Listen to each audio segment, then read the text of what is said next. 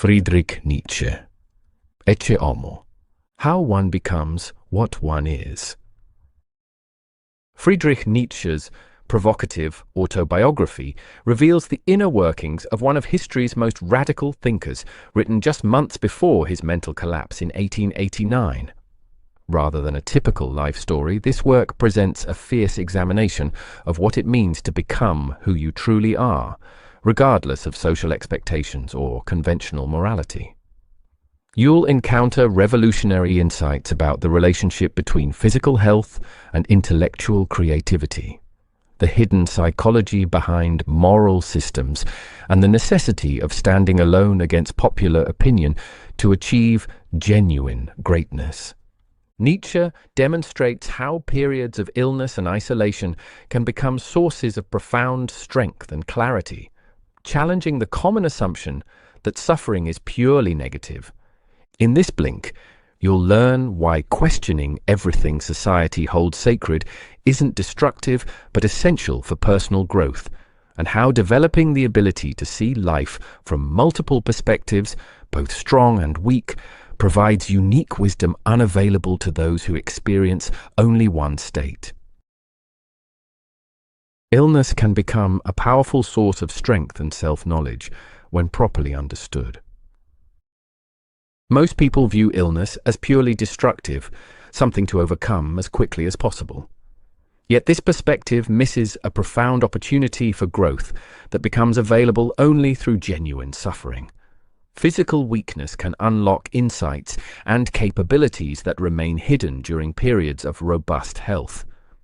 Illness forces a complete re-evaluation of priorities and strips away superficial concerns. When confined to bed for months, unable to read due to eye problems, the mind turns inward in ways that busy, healthy periods never allow. This involuntary solitude creates space for authentic self-reflection. Nietzsche discovered that his period of greatest physical weakness coincided with his most important philosophical breakthroughs, including the dawn of day. Most remarkably, during severe headaches lasting 3 days with violent nausea, he experienced what he called most singular dialectical clearness and thought through concepts that would have been impossible during healthier moments. In the midst of this agony, in absolutely cold blood, he worked out ideas that required a level of subtlety and intellectual precision unavailable to him when physically well. This combination of extreme suffering and mental clarity produced insights of extraordinary depth that became foundational to his philosophy. Illness also teaches the art of instinctive self-preservation and reveals true character. A fundamentally healthy nature will instinctively choose remedies that aid recovery, while a decadent nature gravitates toward what harms it further. This becomes a test of underlying vitality. Nietzsche's ability to restore himself to health through self-discipline, choosing solitude, refusing to be pampered, and maintaining strict personal routines, demonstrated the soundness of his basic constitution. His illness became a form of education, teaching patience, self-observation, and the ability to find meaning in suffering. The key lies in understanding illness not as defeat, but as a different form of strength. Those who navigate serious health challenges often develop resilience, wisdom, and appreciation for life that healthy individuals may never acquire.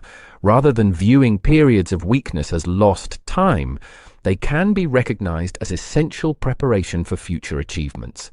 The experience of recovery itself builds confidence in one's fundamental resilience and capacity for renewal. Physical conditions like climate and nutrition fundamentally determine intellectual and creative capacity. The relationship between environment and mental performance runs far deeper than most people realize. What appears to be a matter of personal preference, where to live, what to eat, actually determines whether intellectual gift can emerge at all. These physical factors don't merely influence comfort, they shape the very possibility of genius. Climate affects the body's fundamental processes in ways that directly impact mental agility. Nietzsche learned through painful experience to read atmospheric changes through his own physiology, calculating humidity, shifts during short journeys from Turin to Milan. He discovered that his entire life until age 34 had been spent in climatically wrong places: Naumburg, Leipzig, Basel, Venice, locations that prevented his true capabilities from emerging. Even slight intestinal sluggishness can transform potential genius into mediocrity, and the climate of Germany alone is enough to discourage the strongest and most heroically disposed intestines. The tempo of bodily functions connects directly to mental quickness. Great intellectual centers throughout history, Paris, Florence, Athens, Jerusalem, share exceptionally dry air that promotes wit, subtlety, and mental sharpness.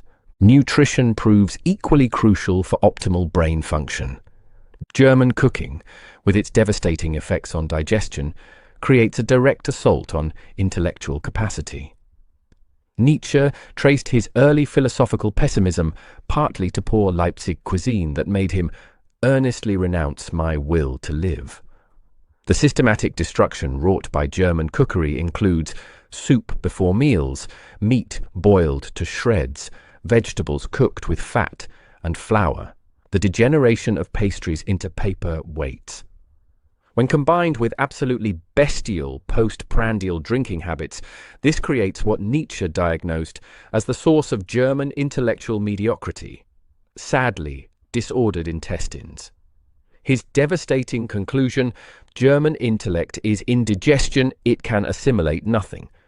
Even a single glass of wine or beer could transform life into a valley of tears for his sensitive constitution. Proper nutrition requires understanding your individual stomach capacity and choosing foods that enhance, rather than burden, mental energy. The best cooking comes from regions like Piedmont, where preparation methods support rather than hinder intellectual work. Nietzsche developed precise dietary principles. All prejudices take their origin in the intestines.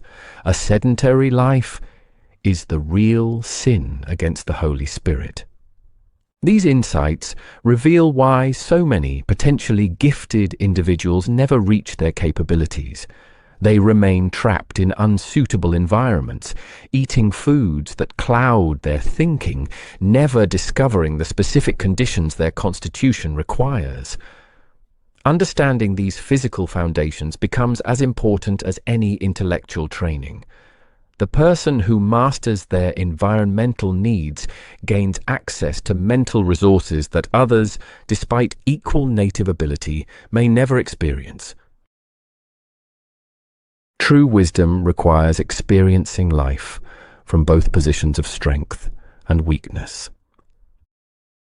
Most people live their entire lives from a single perspective, either predominantly strong or consistently weak, which severely limits their understanding of human nature and values. This one-sided experience prevents them from grasping the full complexity of existence and leads to incomplete judgments about what truly matters. The author's unique position as both decadent and its reverse provided extraordinary insight into human psychology. Having reached his lowest vitality at 36, the same age his father died, he experienced profound weakness while retaining an underlying healthy constitution. This dual nature allowed him to understand sickness from the inside while maintaining the instincts of health. During his worst periods, he could observe the psychology of decline with scientific precision, noting how illness affects judgment and values. Yet his fundamental soundness enabled him to choose proper remedies and eventually recover, unlike true decadents who invariably select what harms them further. This combination gave him access to perspectives unavailable to those who know only one state. The ability to shift between these viewpoints reveals the hidden psychology behind different value systems. From the perspective of weakness, certain ideals appear paramount: self-sacrifice, humility, denial of natural instincts, and suspicion of personal ambition. These values make perfect sense for those lacking strength for self-assertion. However, from the standpoint of ascending life, entirely different values emerge: courage, growth, expansion, and affirmation of natural drives. Neither perspective alone provides complete wisdom. The person who has genuinely experienced both states can consciously choose which viewpoint serves best in different circumstances rather than being trapped in one limited framework. This dual perspective becomes particularly valuable when evaluating moral and cultural questions. Traditional morality often reflects the viewpoint of declining life, promoting values that diminish rather than enhance human potential. Understanding this allows for more sophisticated evaluation of moral systems and their effects. The goal isn't rejecting either perspective, but developing the flexibility to access both as needed, creating a more complete and nuanced understanding of human experience. Conventional morality often represents the values of declining rather than ascending life. Traditional moral systems consistently promote values that weaken rather than strengthen human vitality, yet these are presented as the highest ideals humanity can achieve. This reveals a fundamental misunderstanding about the source and purpose of moral teachings that has shaped civilization for millennia. The elevation of selflessness as supreme virtue demonstrates how declining life has captured moral discourse. Every healthy organism must prioritize its own survival and flourishing. This represents basic biological wisdom, not moral failure. Yet Christian morality teaches contempt for the body, labels natural self-love as evil, and promotes the suppression of the personal element as spiritual advancement. These teachings systematically undermine the instincts necessary for growth and achievement. The concept of sin was invented specifically to confuse natural instincts and make self-preservation feel shameful. Instead of health, this morality offers salvation of the soul, a neurotic oscillation between convulsions of guilt and hysteria of redemption that weakens rather than strengthens human beings. The teachers and leaders who promoted these values were themselves products of decline. The priests, theologians, and moral philosophers who shaped Western thought were, every one of them, decadents who transformed their personal weakness into universal law. They divined in Christian morality their path to power over stronger, healthier types. The good man requires falsehood to maintain his worldview. He must refuse to see reality as it actually exists, with its terrible and questionable elements that demand strength to confront.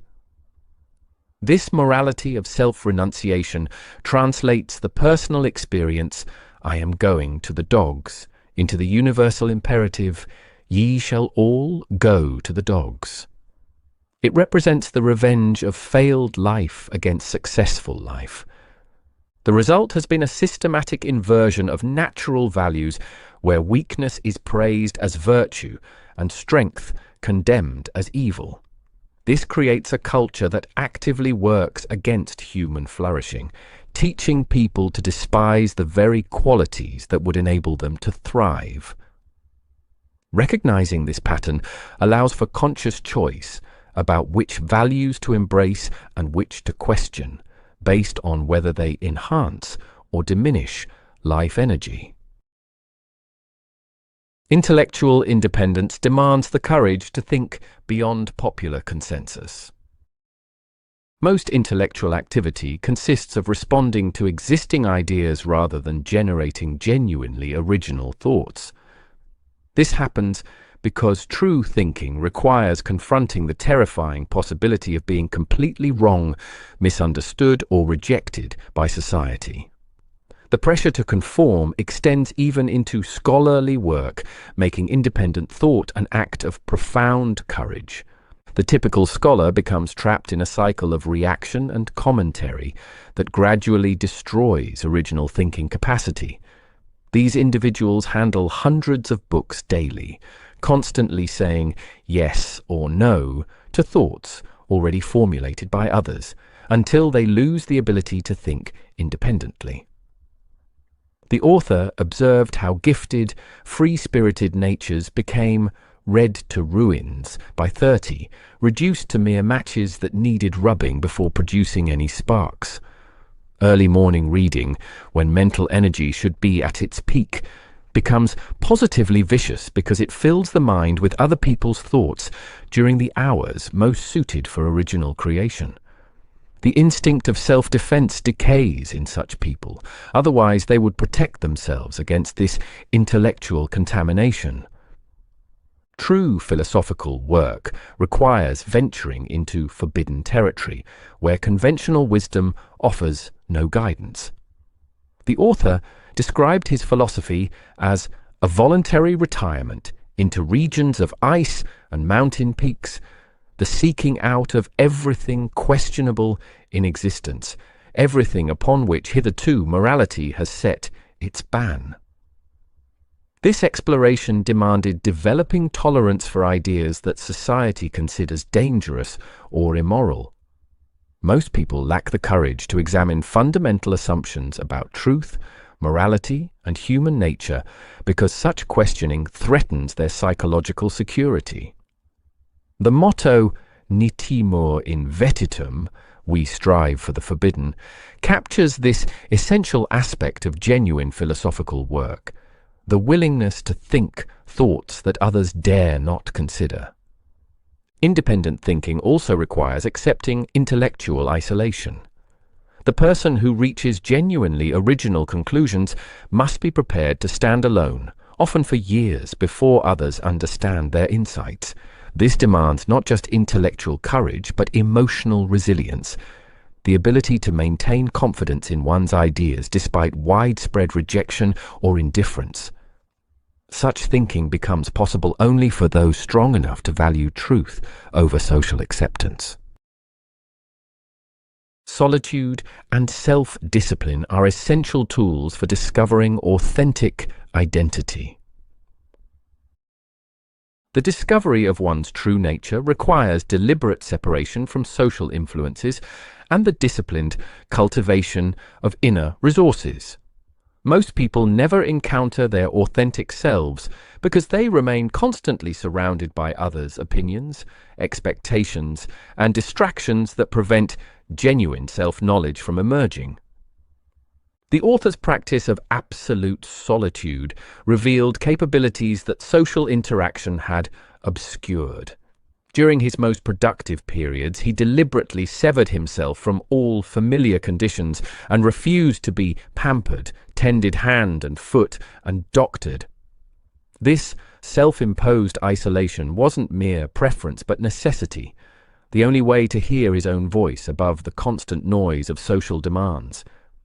His work, Zarathustra, emerged from this profound solitude, which he described as a dithyramb in honor of solitude, or, if I have been understood, in honor of purity. The experience taught him that authentic creation requires protection from the rabble, whose proximity contaminated his thinking. Even brief contact with inferior minds could disrupt his mental clarity for extended periods.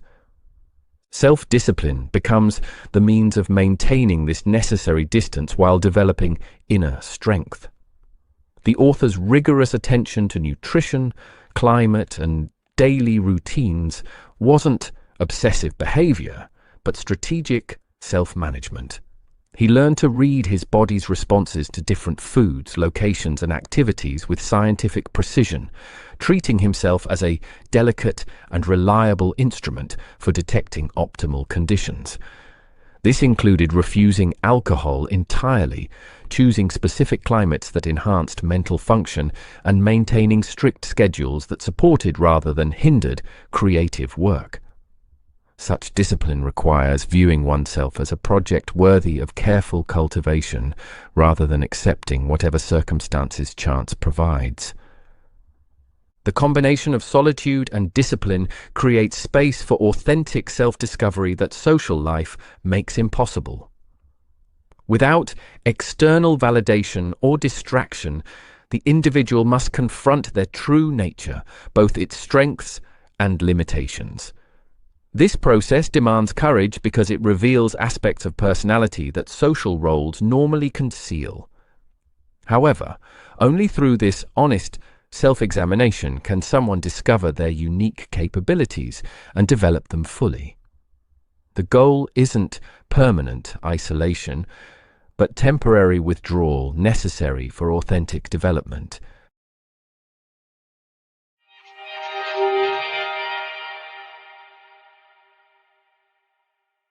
You've just listened to our Blink to Ecce Homo by Friedrich Nietzsche.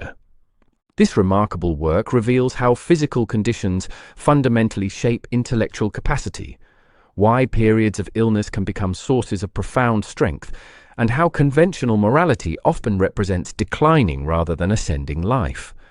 Nietzsche demonstrates that true wisdom requires experiencing both strength and weakness, while intellectual independence demands the courage to think beyond popular consensus. The development of authentic identity emerges through deliberate solitude and self-discipline, combined with the rare ability to transform suffering into insight. Understanding the hidden psychology behind moral systems allows for conscious choice about which values genuinely enhance life versus those that diminish human potential.